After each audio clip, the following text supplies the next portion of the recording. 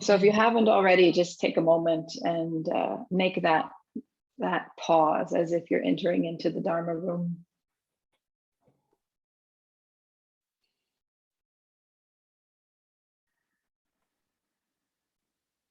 So that we do our best to create that sense of physical sacred space, even on Zoom, sanctifying this meeting, but also the space where we're sitting and practicing, living rooms, bedrooms, offices. We bring a little bit of the magic from Hilo to Sweden and Germany, all the way across the world.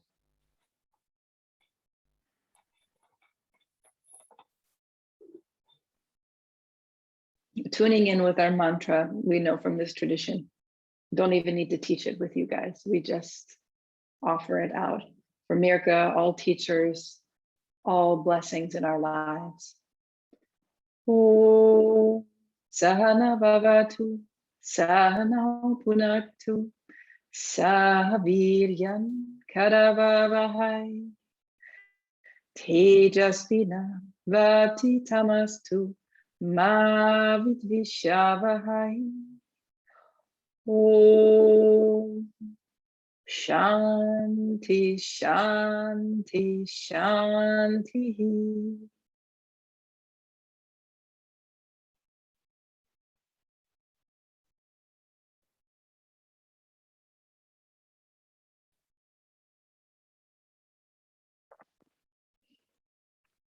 And I'll just remind you, some of the writing I used that you mentioned last week touched you and made you contemplate coming and joining us.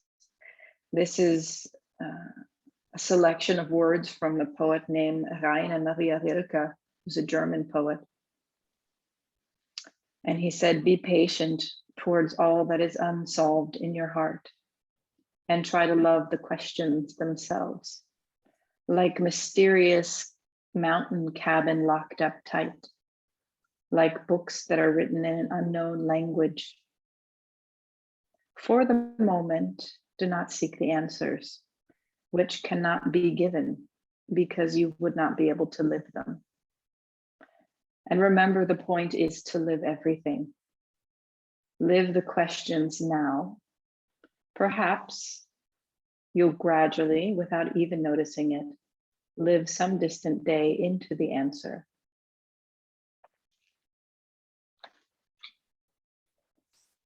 And so that is actually from a collection. I found it in English. It's a series of letters that this poet wrote to a young poet who went to the same school that he was in. And so this young man wrote this famous poet. He himself wanted to be a poet. And it's 7 letters that Rilke wrote back to him, including that poem now. And it became sort of Rilke's reflections on what it means to be an artist. So that's why the concept of yoga as an artistic expression sort of came to fruition in contemplating this series. And I haven't even made it through the whole thing. It's so rich. He has so many beautiful little gems in here. So, and I found it in a little tiny bookshop in the middle of the medieval city center, stuck behind some other things. And I didn't even realize that poem comes from this collection. So it was a very fortuitous find. So last week we contemplated a bit about what has helped carry us forward. So the thread that's sort of being woven through all of these meetings online is really the concept of relationships. So one of the quotes attributed to Desikachar is that yoga is relationship. And so last week, my hope, my idea was to bring some contemplation on our relationship with what has carried us to this point, basically, the values, the ideas, the priorities that carry us forward. Because like the image we created of the river, you know, certain things brought us to this point, and we can be grateful for those things because we're here. And so it's important to check in once in a while with those priorities, those values, and see how they're serving us today. There's another quote in the introduction to this series by, I'm guessing, an American, possibly, or possibly German, who was living in the US. And he said, you must change your life, not for a particular reason or to achieve a particular goal, but because life is change. And to change one's life means to be in harmony with the greatest truth. So when we have this idea of priorities or values, sometimes when we discuss that in a spiritual setting, they're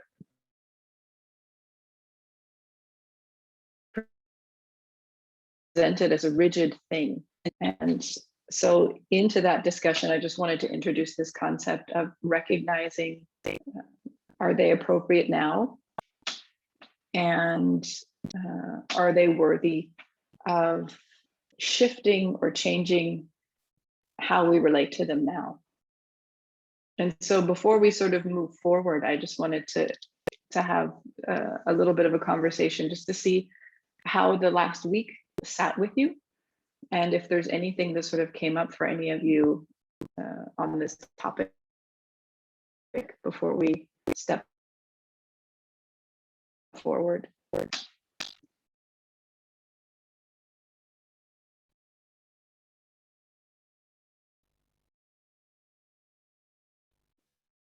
And just an audio check too, is the signal okay, or am I cutting out a lot? A little bit, but yeah. Cutting out a little bit, Tammy.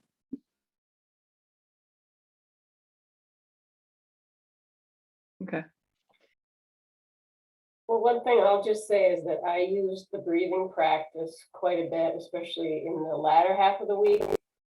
And I integrated it into my day when I felt like I was feeling some sort of uncomfortable emotion or just a little bit of anxiety, and identifying that emotion and then moving into that breathing practice, I think was really a wonderful tool for me. So.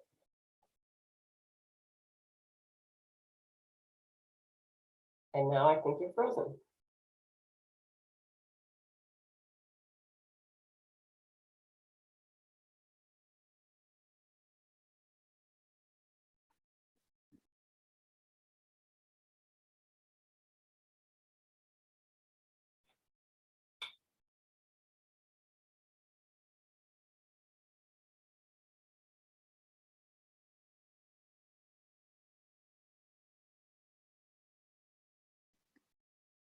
There you are. Jackie, could you please speak one more time? I heard you quite fine. As you said, you used the practices much more, particularly in the last half of the week, noticing when there were uncomfortable emotions. Could you repeat again what you said after that? Oh, yeah, I just said that. So it was a really nice tool for me to incorporate that multiple times in my day and just identify that emotion and then use the practice to move away from it. And as we did the meditation with the river and reflections upon sort of the foundation of what's carrying you forward, was there anything that particularly stuck out in your mind, or anything that was maybe unexpected? No, but I certainly described that visualization to a number of people in a number of conversations this week. So that conversation too, those conversations helped me, I think, absorb the visualization even more. So it was not maybe surprising, but affirming and interesting. Okay. Thank you for sharing. Mhm. Anybody else have an experience from the past week?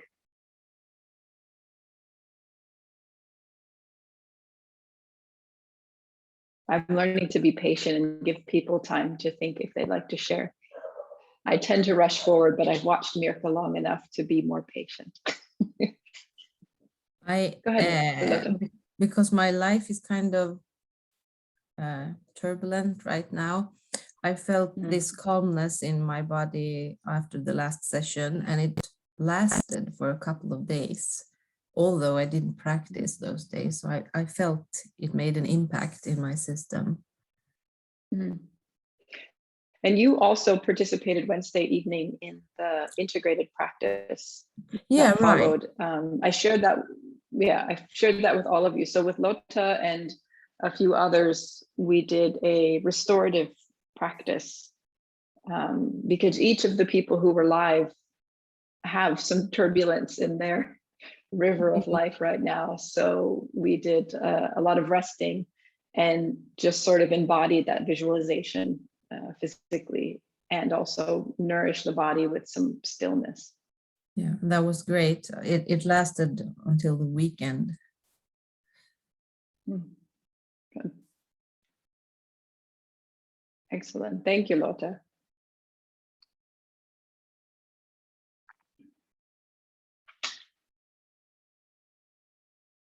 Okay, and I will assume that the rest of you are okay not sharing. Is that correct? I want to give you the space, but not force you to share. I don't always want to share. So I wanted to look at or just reflect upon a relationship to the lineage. So we began last time with sort of a historical context of where the lineage comes from. And this is my life experience coming into how I'm sharing this work here. I've spent many hours teaching about science to a non-science audience. And I feel it's always important to put science in context, because often the stories we're told about people who do science or science itself is not very well done. And I find sometimes parallels with the history of yoga and how that's expressed and shared. And as I was writing, I used sort of strong language, and I think Jackie might appreciate this because something she said made me think that she may appreciate this words. So when we speak of the relationship to the lineage, I sort of gave it a subtitle as the lie of meritocracy and the tyranny of perfection.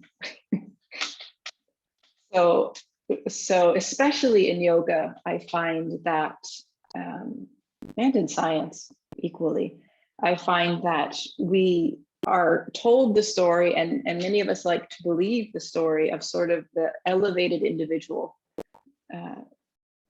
who have some quality different than the rest of us who are sort of in a different space. And it, particularly in American culture, in the past years, there's been a struggle to acknowledge the flawed humanity in many of these people that we have elevated, whether politically or in spiritual traditions or scientists and things like that. So that we have a paradox of having people who did things that were wonderful and meritorious and supported us in some ways. And at the same time, these same people may have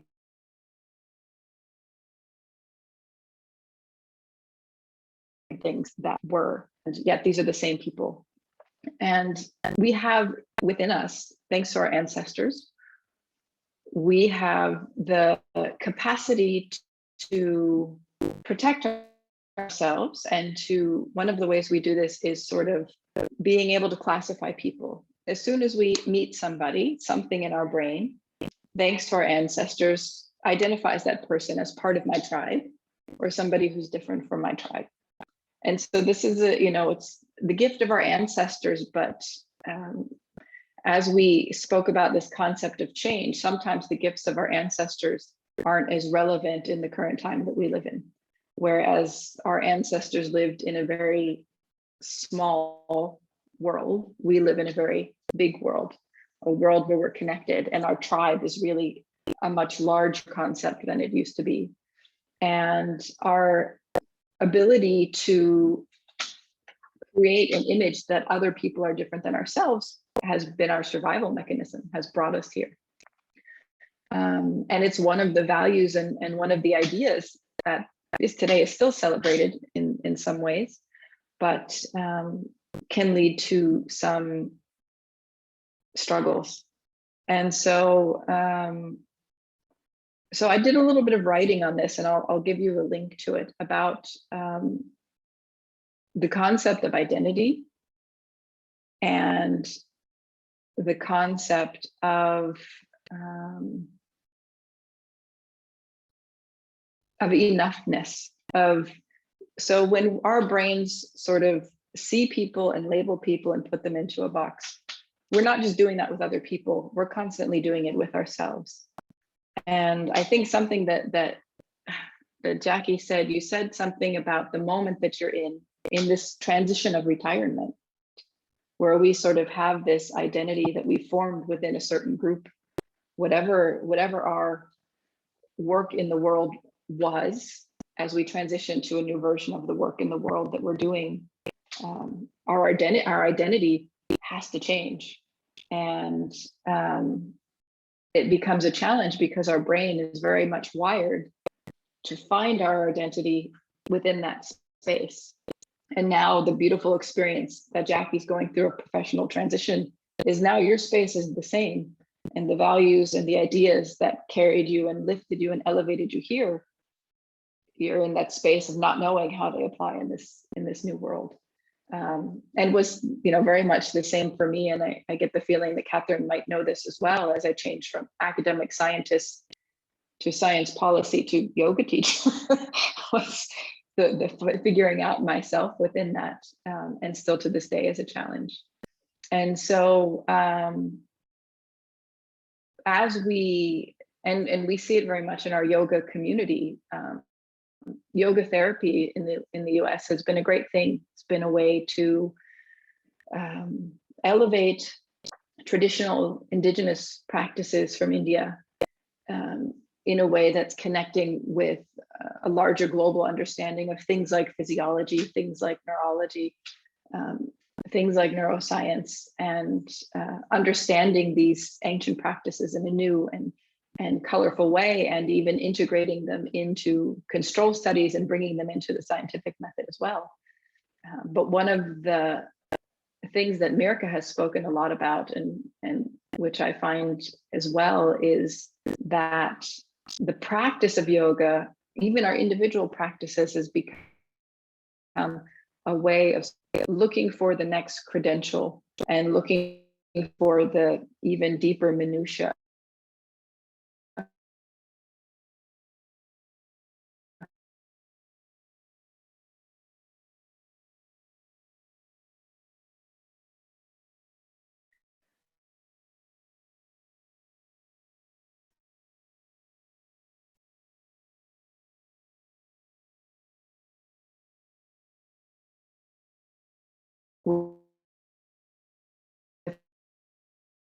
That's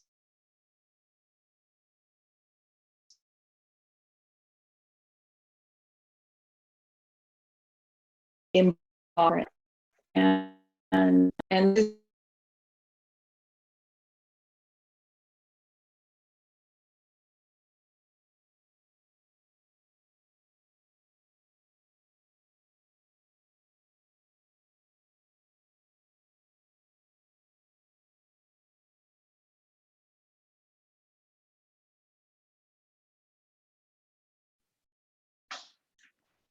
this is teaching me a lot of patience to. Okay, can you all hear me? Okay. So so in the context of a culture and society credentials, things like your diplomas, things like, you still hear me okay? Yeah, you're breaking up a bit. Okay. Sorry, guys. We've been having router issues.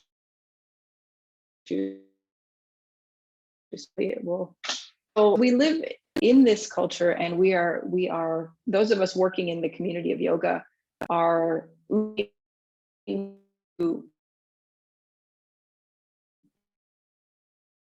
help spread this message. But at the same time, we are living the ideals that have been given to us. And so part of the work from last week and moving into this week is reflecting a little bit more on the relationship with what is most important to us, which may be in conflict with some of these ideals. So I know in myself, coming from being really trained as an adult into the community where qualifications and resumes and CVs are extremely important, to bringing myself into a space where I'm less and less interested in the voice of another person telling me what's true, to the point almost now where I'm rejecting the idea of reading more books, getting more ideas, getting more insights from outside of myself. And then the big uncomfortable feeling that arises is that, but is what I'm saying legitimate because I haven't read it from some book somewhere else? And in particular, since this is a group of all women, something important to recognize in ourselves and in the story that has been told to us is that there are women in our traditions and always have been. And the female contribution has always been the unaccredited co-author, co-collaborator. Until recently, more women's names have gotten out there, but it's not that they haven't existed. This was true in science, true in spiritual traditions as well. And having worked with Mirka, recognizing she is a uncredited co-author and co-founder of great things, giving me a little more strength and confidence in teaching not only what I've digested from other people, but what's arising outside of me that I've never heard before. And so this becomes, like we spoke of last week, the artistry of our practice. And so one thing that I think was important from the concept and the image of the river from last week, and we'll keep this sort of flowing through, if you have two ideas, priorities, values that are really guiding you, just two of them, what are the words? What are the words that embody that for you? And if you have found something in the last week, keep chewing that, digesting that, to see if those words are the words expressing your heart and your experience, or are they the words of the beautiful inheritance we have gained from our ancestors, but whose values might still be in conflict with ours. So just keep peeling away and chipping away at the marble of that, with that image of Michelangelo chipping away the marble to reveal the beautiful image within. Okay. Are there any thoughts or comments or questions?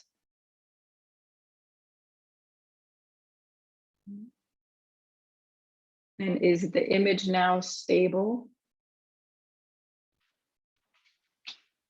Okay.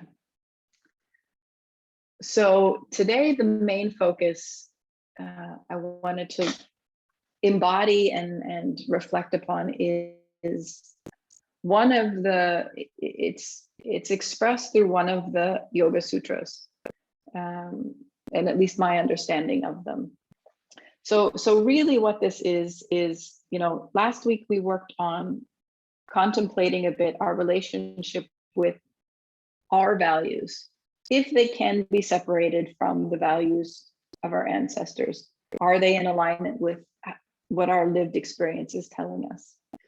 And today I want to look at our relationship with our attitude, essentially how we respond to different situations in the world. So the first connection, the first practice was sort of a internal, looking at what's within.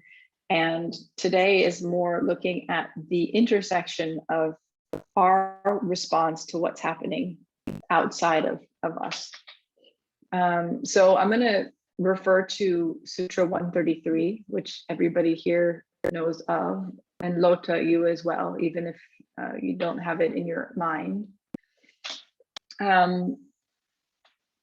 So Sutra 133, I'll say it in Sanskrit for those of you who know that, and then we'll stick with English after that.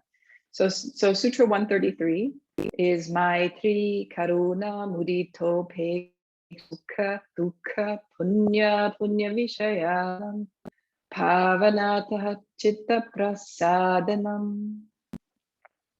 So this is the sutra that asks us to hold 4 attitudes for 4 different situations in life. And I will share this for just to give people a visual image, if I have it here. Okay.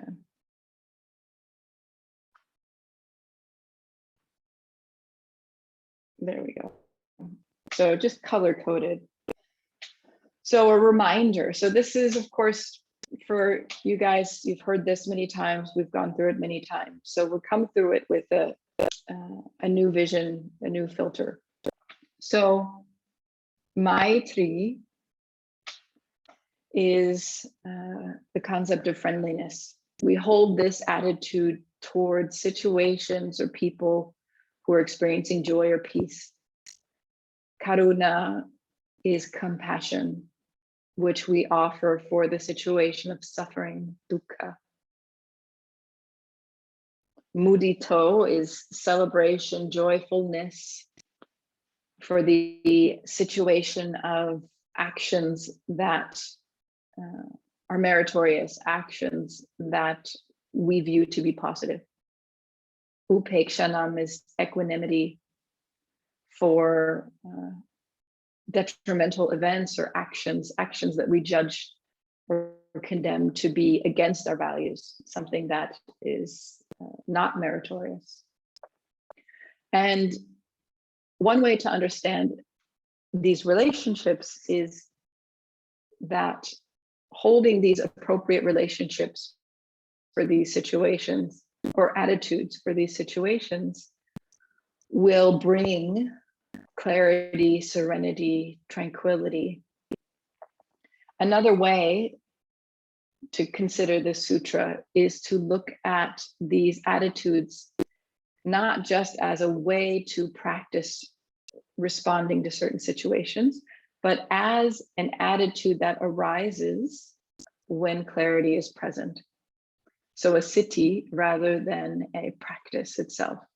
So one way is considering reminding yourself when somebody is having a great time, you can celebrate and be friendly with them. When somebody is suffering, you can have compassion for them. But at the same time, something my Zen teacher said, looking at the concept of compassion for suffering, and I asked him once about this concept of compassion, and he said, compassion is not an emotion. He said it arises naturally when we understand our true nature. So when we see someone suffering, we don't have to think, we don't have to look for what to do. We know what to do, because when we understand that that person suffering is me suffering, when we understand there is no other, despite what our ancient brain, despite the gift of our ancestors to look for the otherness in other human beings, when we understand who we are, compassion arises automatically. So we can remind ourselves when we forget that, for example, when we see the world blowing up, see people behaving in a way that is not the way we would behave, the practice here is to not let that unseat us, to not let that overtake us. And that particular aspect is not the same thing as ignoring it or pretending it doesn't exist, but it's anchoring us in clarity so that when we know who we are, we know how to respond to situations that go against our values. Like I mentioned last week, Padre Gian Maria in Assisi, seeing the churches surrounded by armed soldiers after the terrorist attacks in Paris, seemed like a hypocrisy, a place of peace surrounded by weapons of war. And the way he expressed it was very much in line with this concept from the Yoga Sutras, is I can love you, but I can stop you from doing harm to other people. And that was, for him, the practice of his spiritual family, to honor that concept. So we've all seen this in our life. It's a very familiar concept when we speak of, in social media, there's a concept of toxic positivity, sort of negating negative feelings and just putting some positive words on top of it. That's in a conflict with this concept that friendliness and joyfulness are there, but when there's suffering, there needs to be compassion, which is an acknowledgement of the reality of the suffering. And when we sort of hold the wrong attitude in a particular situation, it can lead to confusion, suffering, and bringing us out of the moment. So all of these practices, all of these approaches to our contemplation, they require us to make effort to see situations as they are. And so, we spoke of the mind of the ancestors giving us the gift and the capacity to judge the safety of other people outside of our tribe. As our tribe changes, this concept must change.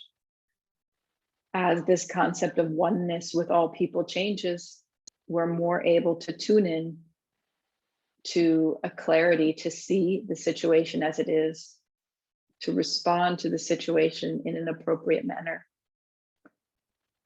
And this is sort of the teachings of the foundation of serenity, of peace, of clarity. And as one great person asked, I don't even remember who it was, but it was some time when I was working with Mirka. And the question, which is so important, is, okay, we do these practices, we find clarity, we find peace, we find ease, and then what? That's a really important question. So it's not a question I have an answer to. It's one of the questions. So this is a practice to bring serenity, to bring tranquility, to bring peace of mind, openness of heart. And then what? So that's the question from this, that you don't need to answer in this moment, but keep that question, because we are ultimately not here to sit in a state of meditation and not live. So another practice, another reflection. We reflect on what's most important to us, becomes the foundation for our action. We reflect upon our relationship with different circumstances so that it becomes the roots of our actions. And so this is another practice that we'll do today. We'll move into an integrated practice here. But keep that always in mind if you're writing it, your notes, and then what? We could ask this for each of our sessions together, and then what? Because this is ultimately where this series is intending to guide you to. So you have a deep connection, intimacy with your relationship, with your values. You develop a deep connection and capacity to have a relationship with your attitudes towards this life. And then what? So I just wanted to bring in the words of a couple of sources that I enjoy reading on this concept of these 4 attitudes. One is from Nishala Joy Devi. And she said, to preserve the calmness of mind and the openness of heart, nurture these attitudes: kindness to those who are happy, compassion to those who are less fortunate, honor for those who embody noble qualities, and equanimity for those whose actions oppose your values. Alan Fingers and Wendy Newton write it this way, a little more wordy. Equilibrium of mind can be maintained by cultivating the following attitudes. So they perceive this to be a teaching, a practice. A feeling of unconditional love and enjoyment towards those who are contented, peaceful, and happy. Compassion towards those, even oneself, who encounter challenges, challenging situations that create suffering. A sense of joy and supportiveness for those who experience honorable success. And equanimity when confronted by those who are troubled and project their negativity to others in a hurtful way, or who one judges as immoral. So what I like is that it gives us permission to judge here, which is sometimes helpful. Because this is all judgment. And the idea of these teachings is layer by layer, our judgment becomes more discriminate, more clear. So yoga is not saying don't judge. It's saying understand how to perceive what's happening. And your perception, your judgment will come from a clear perception. And then the actions arise. So yoga doesn't really talk too much about, at least the Yoga Sutras, doesn't talk too much about the actions. Even teachings like Bhagavad Gita speaks of actions, but those actions are all geared towards understanding who you are and your place. And so without that larger context, our job is to reflect on who we are in that larger space. And then of course, Bernard Berchot, a close student of Desikachar's, he described these teachings as the mind becomes quiet when it cultivates friendliness in the presence of happiness, active compassion in the presence of unhappiness, joy in the presence of virtue, and indifference towards error. I like that, error. So different ways to express it.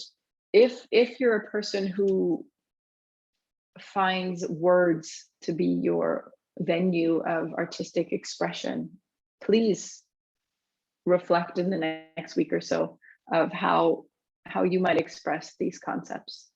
So we'll work in the practice, we'll work with the Sanskrit names just as a reminder, as a touchstone to these qualities. But I find particularly the challenging ones, I find the compassion and suffering, the equanimity towards So we're asking ourselves to hold an attitude in a situation that's uncomfortable. You know, joy can be easy and happiness can be easy, but suffering and when somebody's really doing something that I disagree with, those are the harder ones. And equanimity, I like the word, but equanimity, so holding the same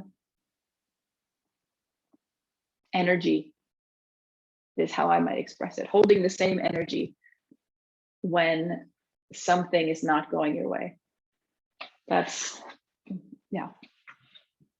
So this, for a long time, my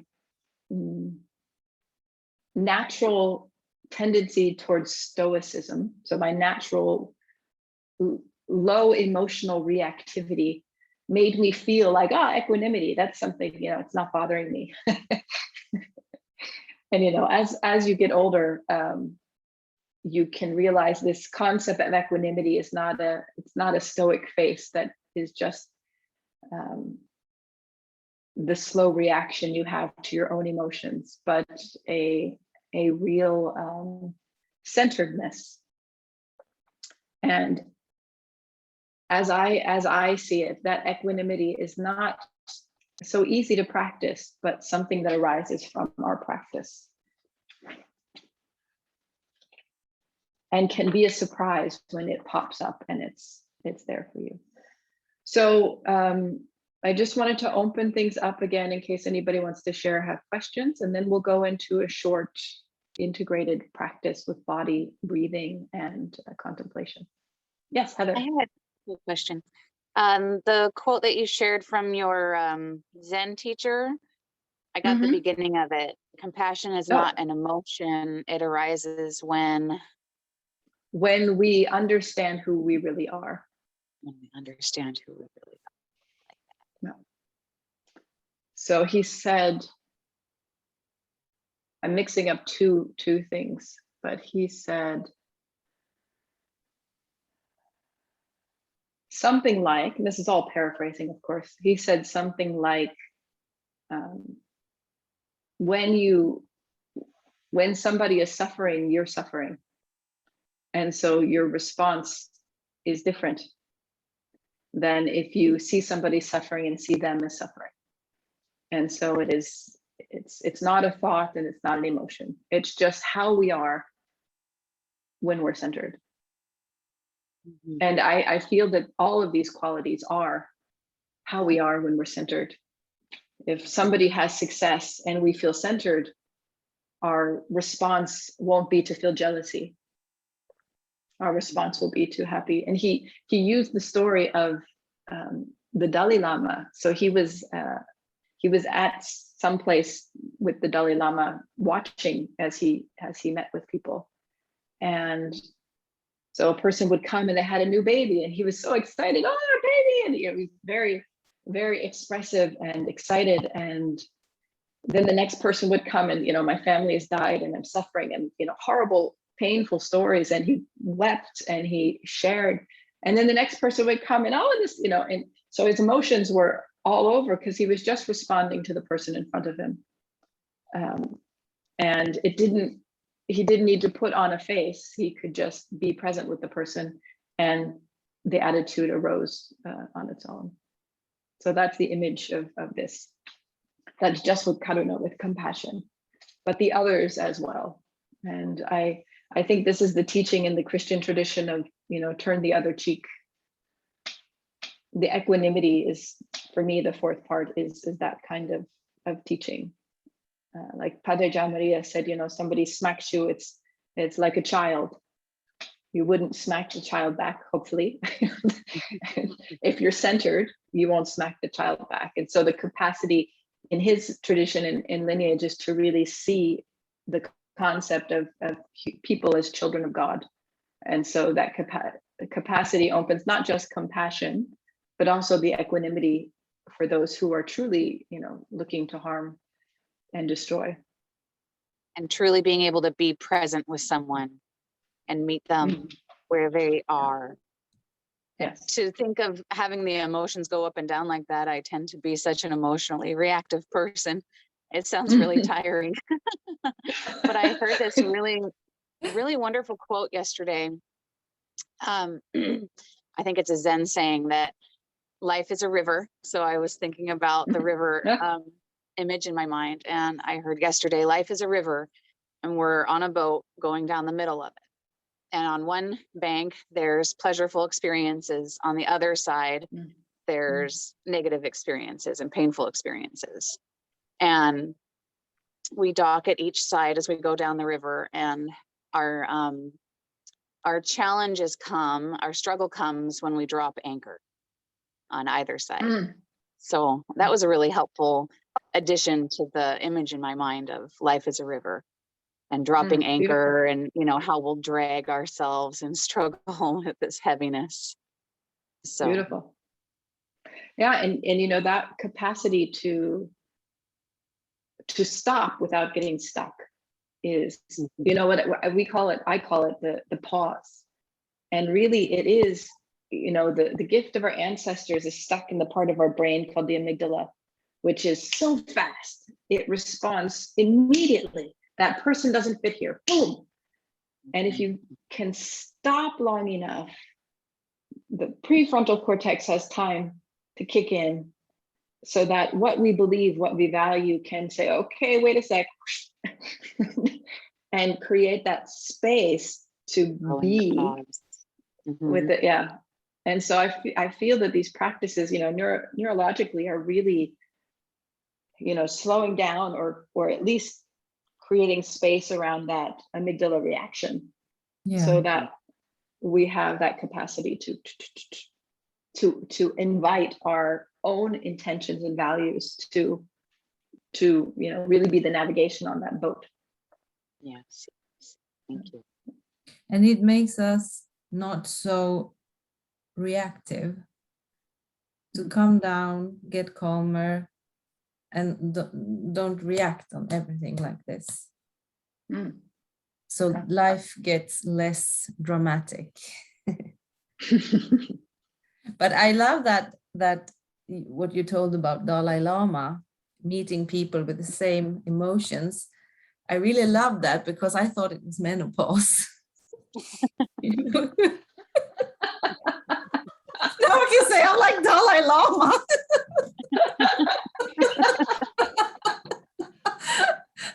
That's great. That's brilliant. Yes, Catherine. Oh, you have or Catherine. I'm sorry. I'm using German pronunciation of your name because I know some people here named Catherine. So please. That's fine. So there's so many gems here. So if you would allow me to verbally process some of what I'm taking. So one of the Please. things that Yes. came up for me is how the sutra is actually descriptive rather than prescriptive, which I appreciate. So like if there's this way of being in the world which is characterized by clarity, so this thing that arises through our practice is clarity, then these states are what arises in response to those situations. So it's not like we have these different 4 states of being that we bring to different situations. It's just that when we have the calmness and clarity, this is what arises. This is what arises when we're kind of in touch with our, let's quote unquote, true nature in some ways. And so that's really valuable to me, because I do find that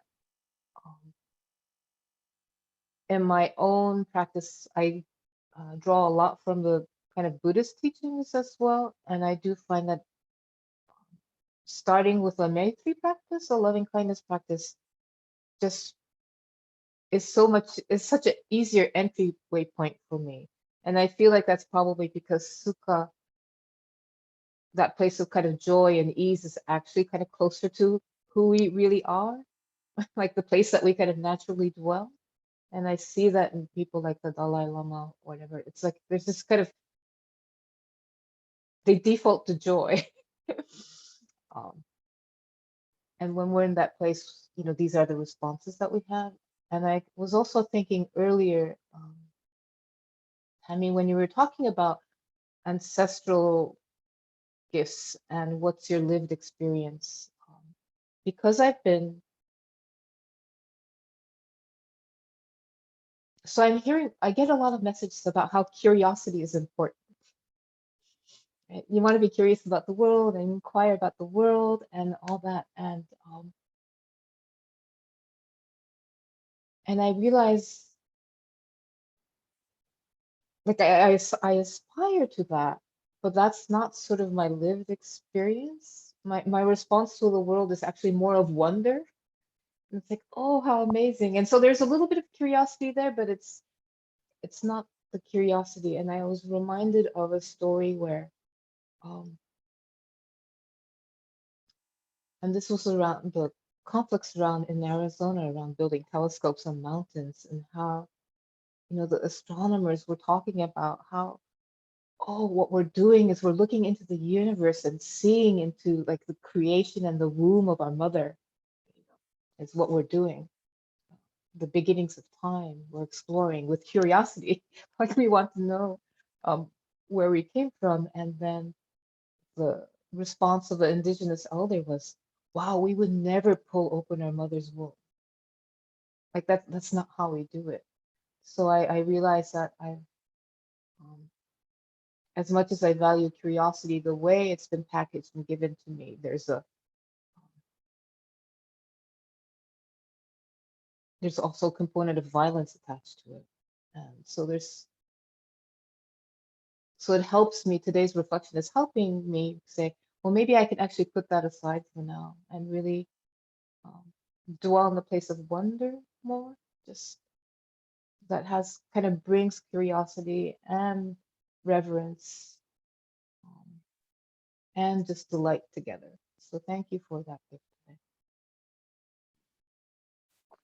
today. You make a really, really important point. It's actually in the written things that I have for you. This, you know, that I just generally put supremacist ideas because every culture has different, whatever the supreme is.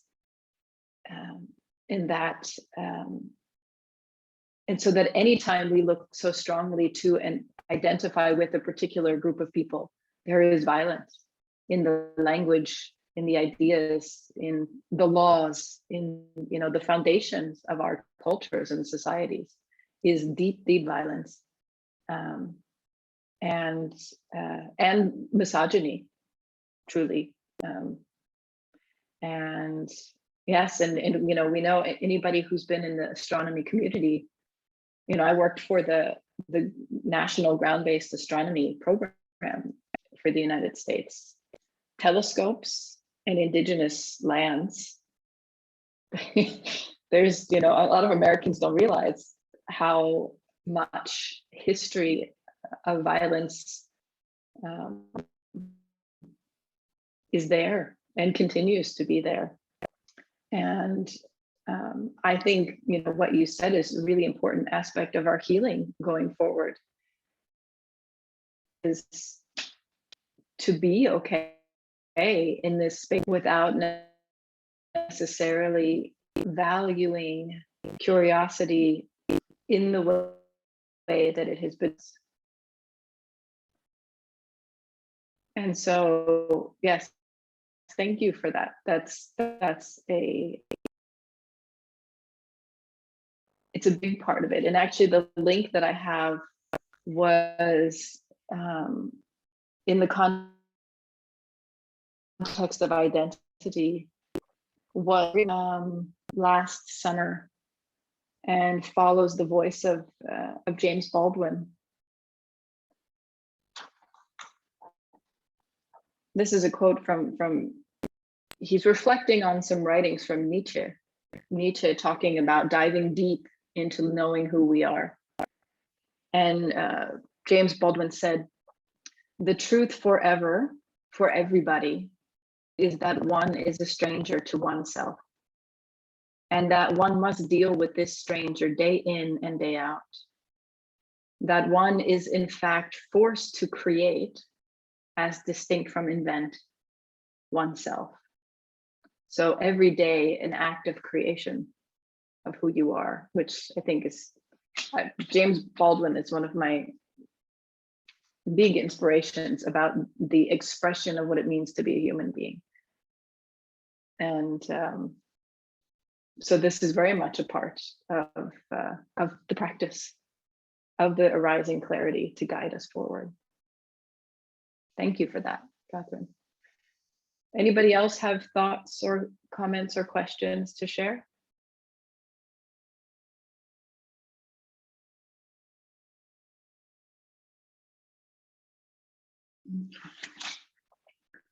So we'll do a short, just an introduction of another technique. Of course, it'll be a breathing technique that we can incorporate. Tomorrow, I'll do an integrated practice with more asana. But I think this visualization with this breathing is something that has come to me through my practice. So maybe that you haven't done this particular embodiment of these ideas before. But this was an image that came to me as the visual practitioner that I am. So let me just set I'm gonna stick my face on the video. So so the recording will be my face.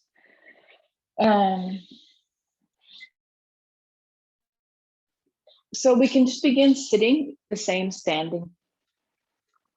And we'll do our attunement beginning just noticing how we feel in this body. So we'll make a little bit of space. So we'll do just a little bit of simple movement, getting the body just to mobilize, and then we'll focus more and more inward. So noticing the sensation of your body. So the sensory experience of this moment. The sounds, the sights. The smells.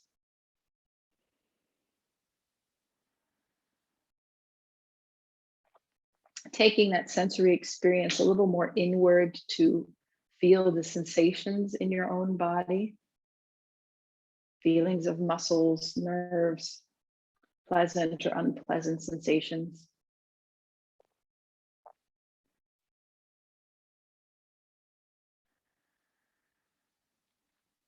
And then we'll just invite the breath to become a little deeper.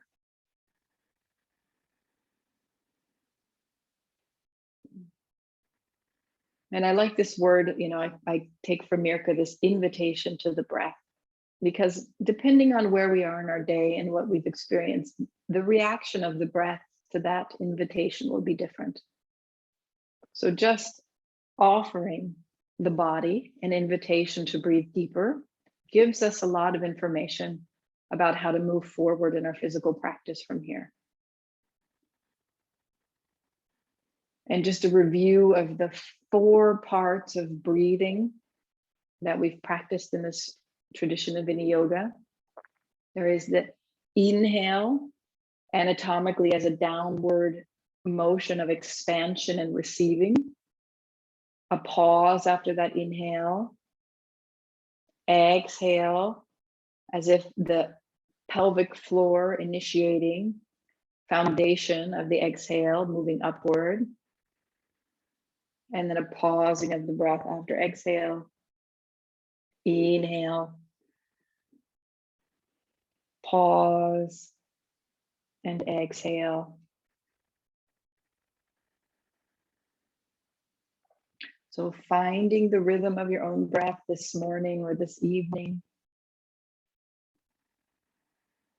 You can engage a gentle Ujjayi technique if you like.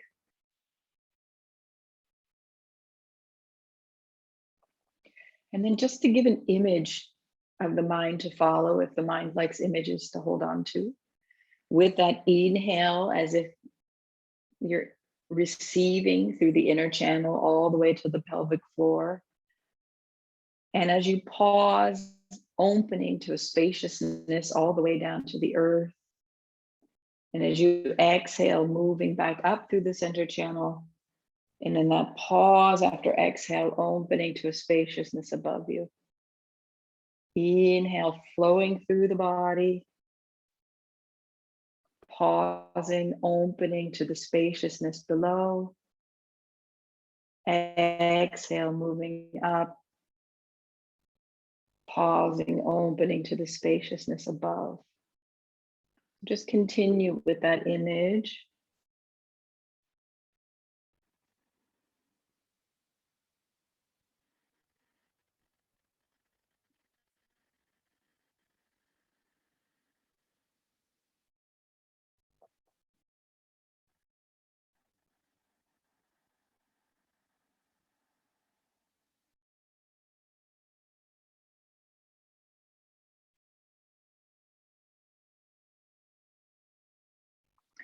And as much as possible, we're sort of going to keep this 4-part breathing, even through the simple movements. So just to expand, I'll just turn sideways so it's a little easier to see here. Just starting with the head. As you inhale, moving the back of the neck behind you, maybe lifting the chin. Open to the spaciousness below. Exhale as the energy moves up, drop the chin. Opening to the spaciousness above. Inhale, energy moving down, lifting the chin, open to the spaciousness below. Exhale, energy moving up as the chin drops, opening to the spaciousness above. So just do that a few times. Gentle movement of the head and chest, head and neck, sorry.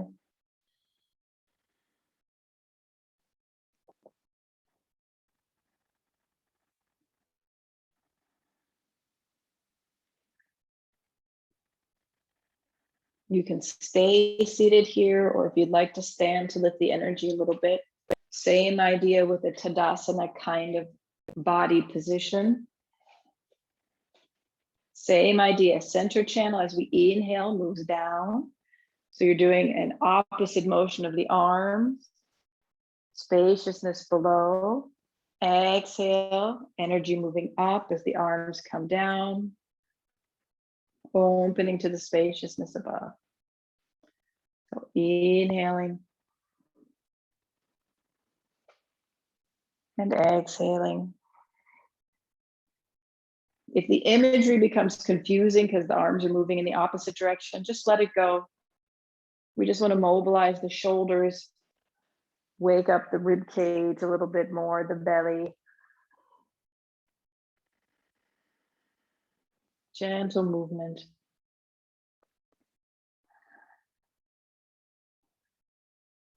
Keeping a pause after inhale and a pause after exhale.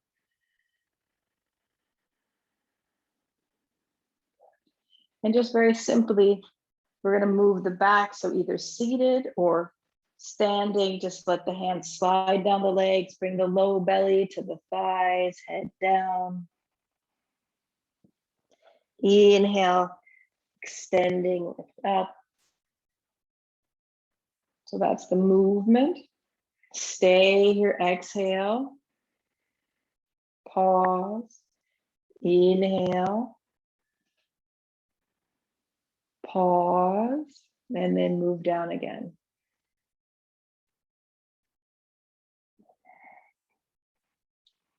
Pause. And inhale.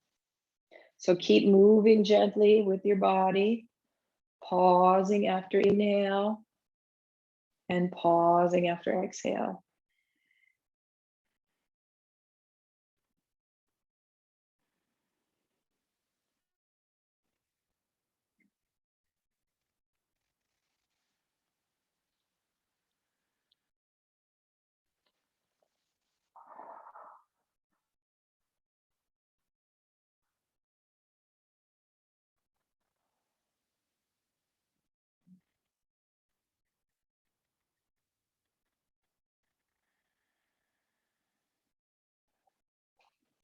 And the next time you come back to standing, and so continue where you are. The next time you're back on the feet, we'll move to another position as you're ready. And as always, as you move, if you find something that needs attention, take care and take attention to your body. Otherwise, we're just gonna lengthen asymmetrically one side to the other. So we're gonna inhale both arms up, pause, exhale, tilt just to one side, pause, inhale up. In that pause, you can maybe bring the fingertips together. Exhale to the other side. Touch the hip with the hand in that pause, and up. Pause, and down. Good. Continue moving with the rhythm of your own breath. And again, just focus on lengthening one side a bit more than the other, waking up this space here from hip to shoulder. Finding the pause between inhale, exhale, exhale, inhale.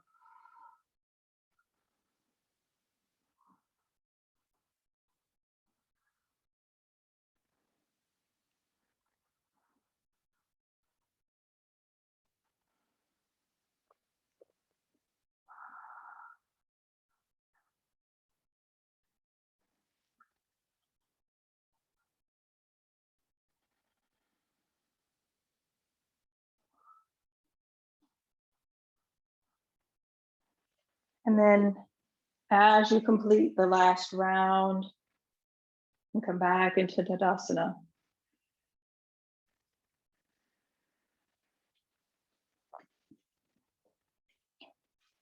And then just one last simple standing posture. Let's take the fingertips to the sternum, elbows a little bit lower than the shoulders, a little bit forward. So bring your elbows as forward as they'll comfortably come, maybe opening a bit the space behind the shoulders. Be cautious or be aware of the position of the neck so the head isn't dropped too far down. The sternum is lifted, elbows forward. Just pause for a moment here. And then we're just going to open as we inhale. After the pause, exhale. Follow the fingertips when you come down. In that pause, looking at the fingertips. And then inhale, open.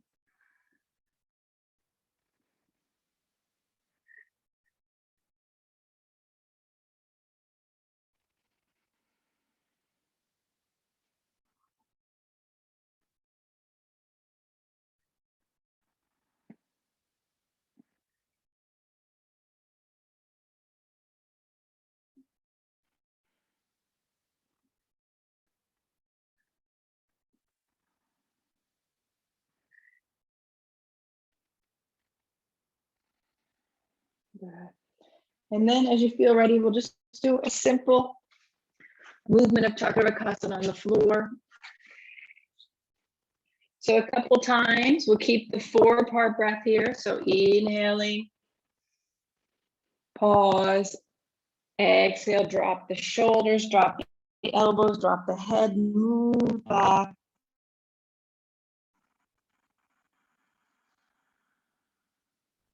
And then inhale up. After the pause, move back. In that space of pause here, just let everything release as much as possible.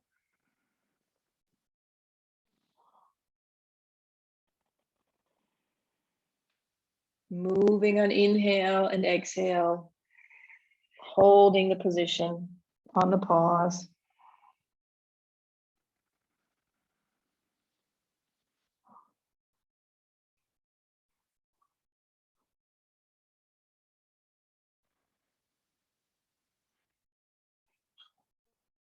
Next time you come up, we're just gonna do a little bit of attention to the low back here since we're gonna sit for a moment. We're gonna take one knee a little bit forward compared to the other. So just a few inches forward. This little asymmetric Chakravakasana that we've all done before. Just moving with the breath. Notice how it feels to do asana with intentional attention on the pause between inhale and exhale. I know for me, the habitual practice in asana is to flow with the breath without much of a pause in between. So sometimes when I practice this way, a sensation of impatience arises within me.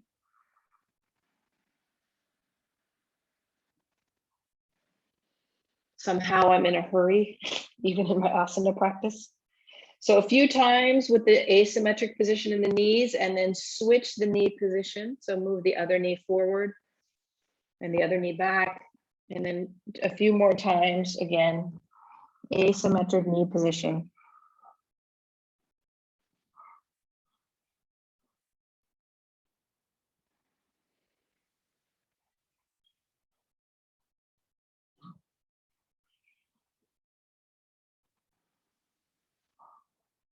So just simple, gentle asana, mobilizing the low back, the neck and shoulders as we prepare to come into sitting.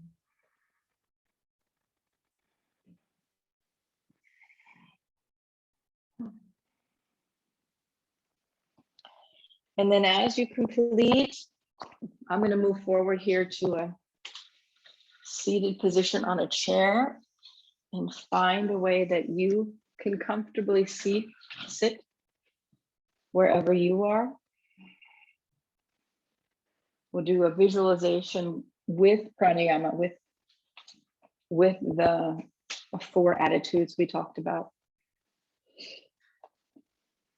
So I made a visualization, where is it, that I will share in the handout, but we'll just do it now with the guidance of my voice. So again, we come back to the 4-part breathing. Again, inhaling, visualizing downward movement through the center channel as the body expands to receive. That pause after inhale is a spaciousness all the way to the earth. Exhale, energy through the center channel moving up. Pause after exhale, spaciousness above. Inhaling down. Spaciousness below. Exhale, moving up. Spaciousness above. So we're just going to integrate these 4 attitudes, these 4 circumstances into this 4-part breathing, the traditional mantra, japa. Internal recitation for us, but I'll guide you with my voice. So exhale everything out. And as you inhale, bringing Maitri through the center channel. That spaciousness after inhale, karuna, compassion, opening in the spaciousness. Exhale through the center channel, mudito, celebration, joy. Opening above, upekshanam, this idea of equanimity. Inhale through the center channel, sukha, joy and peace. Spaciousness below for dukkha, suffering. Moving up the center channel, punya. Spaciousness for apunya. So carefully considering, inhale through the center channel, Maitri moving through us. Spaciousness, karuna. Through the center channel upwards, mudito. Spaciousness above, upekshana. Down through the center channel, Sukha. Spaciousness, Dukkha. Up through the center channel, Punya. Spaciousness, Apunya. Center channel, Maitri. Karuna. Mudito. Upekshanam. Sukha. Dukkha. Punya. Apunya. Maitri. Karuna. Mudito. Upekshanam. Sukha. Dukkha. Punya. Apunya. Maitri. Karuna. Mudito. Upekshanam. Sukha. Dukkha. Punya. Apunya. Continue breathing, internally reciting these words.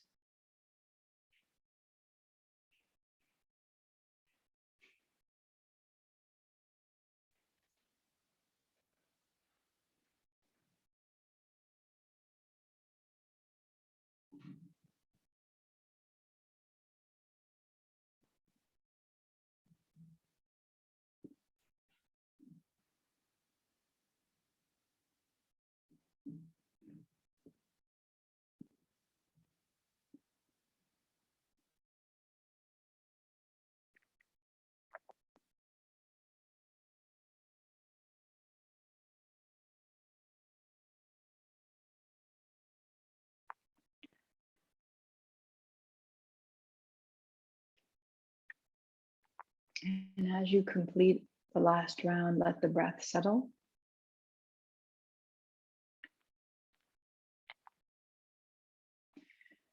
And this visualization, this embodiment of these ideas, we invite the gentle qualities, the gentle attitudes to move through our body.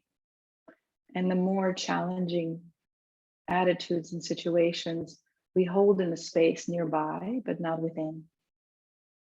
The path of Maitri is the path of Sukha. The path of Karuna is the path of Dukkha. Mudito follows the path of Punya. And Upekshanam is in the same place as the Apunya. So we paint an image through our body of these pairs of concepts that fit together nicely.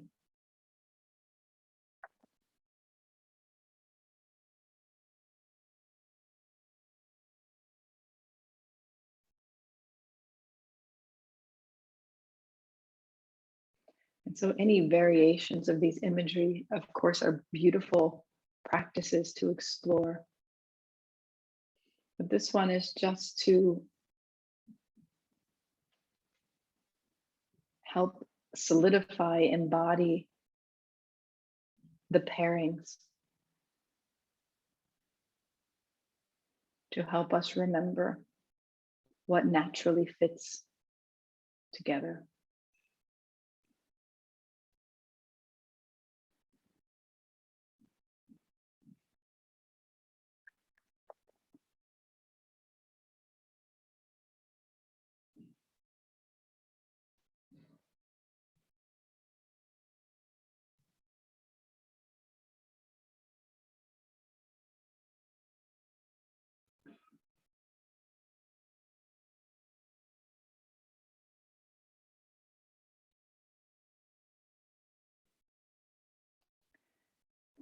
And then as the image fades and the sensations settle, just be for a moment in this quiet space.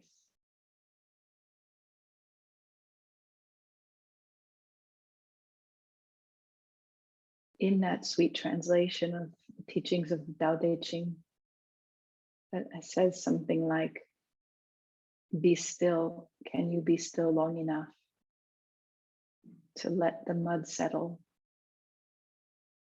and let the right action arise on its own?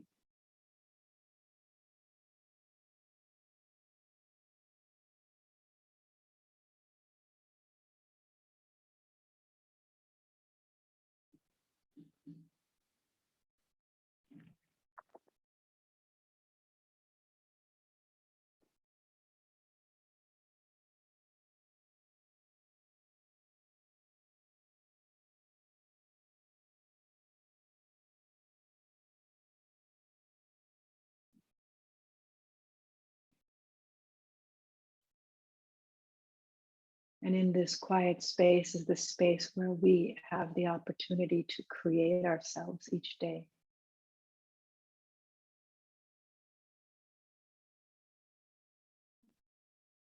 The aspect of ourselves free from the samskaras of the world around us, the history of us.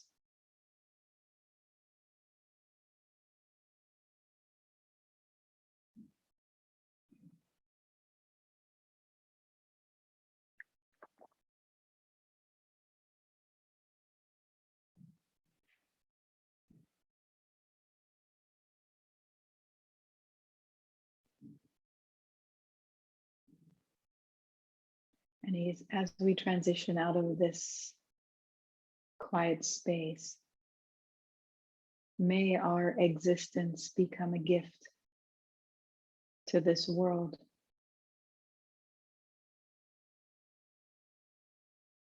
The person who we create today is our offering of peace.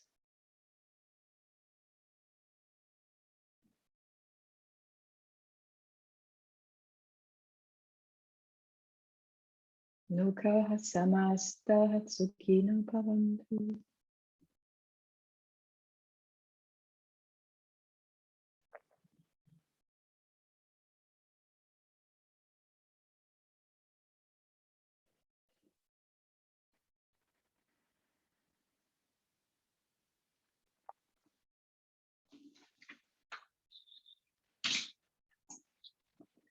And as you feel ready to come back, as Lotta knows, this space is a precious space that you're welcome to sit and enjoy in whatever way serves you. If you'd like to share or have questions or thoughts or comments, feel free to speak now.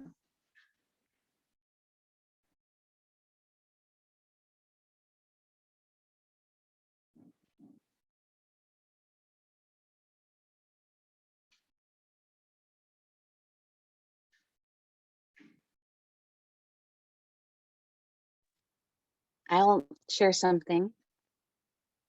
I just wanted to say thank you, Tammy, for this space, and that practice was so powerful to invite in these qualities, and instead of letting the, I guess I could say, lower vibrational qualities be within us, we hold space for them, but we don't have to absorb them. And I think that is kind of the approach that is encouraged in the world at large, to take on this suffering. And it's so easy to get dragged down by it and then not be helping anyone that way. So to allow ourselves to hold this space for it, but not get stuck or overwhelmed by it, that's really helpful for me as a very sensitive person who tends to get lost in the emotions. It's so helpful to have that image of it being part of the world, but I don't have to absorb it and take it on as mine.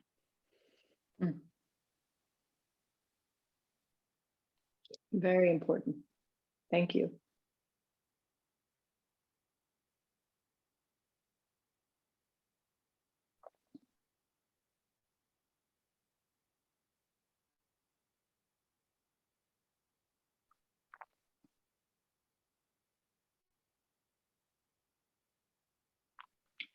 And so we will complete our connected group session here. And as always, I will stop the recording here.